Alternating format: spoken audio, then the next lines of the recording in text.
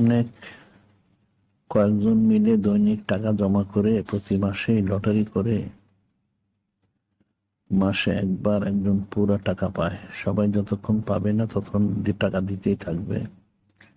এরকম লটারি জায়েজ আছে কিনা? এখন কতজনে করবে এটা? কতজনে করবে? 1000 জন করলে তো 1000 বছর মাস পরে সে পাইবে, তো কেমনে এটা হবে? এটা তো এবার হবে না। এটা কতজনে করবে, কতদিনে করবে সেটা দেখতে হবে। এখন 10 জনে করলে 10 মাসে নিল, যদি সব মেনে নেয় তাহলে কোনো অসুবিধা নাই। এখন যদি 1000 জন হয় তা তো বছর পার হয়ে যাবে। 1000 মাস, 1000 মাস কতদিন? কতদিন বাঁচবে নাকি কেউ? সেটা দেখতে হবে না? এটাতে প্রশ্নগুলি তো অর্ধেক প্রশ্ন, কারা প্রশ্ন করে গেলি? এত প্রশ্ন করতে জানে না।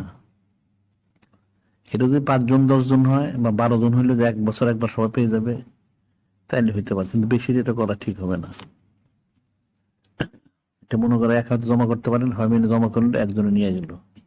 যদি সবাই সম্মতি থাকে তাহলে গ্রহণ করতে পারে। এটা তো অন্য লটারির মতো না,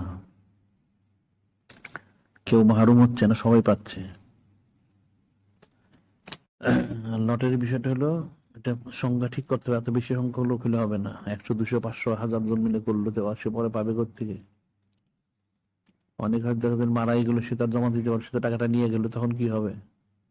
এগুলি কিন্তু কঠিন বিষয়।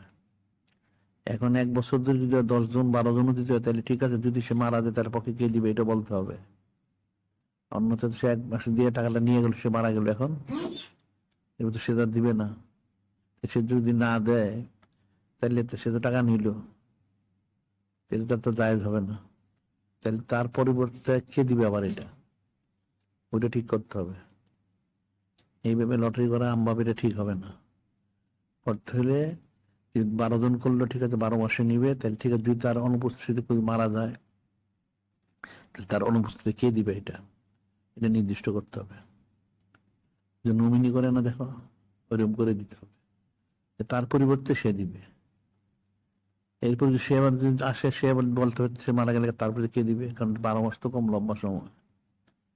এমনি এটা সাধারণভাবে লটারি করা ঠিক না।